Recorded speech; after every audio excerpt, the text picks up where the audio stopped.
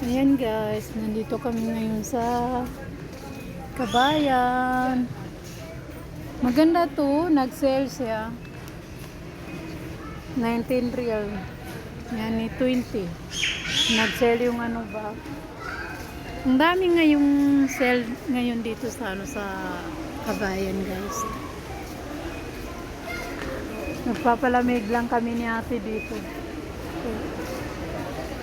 Saka yung nakaka-boring na ba sa bahay. Guys.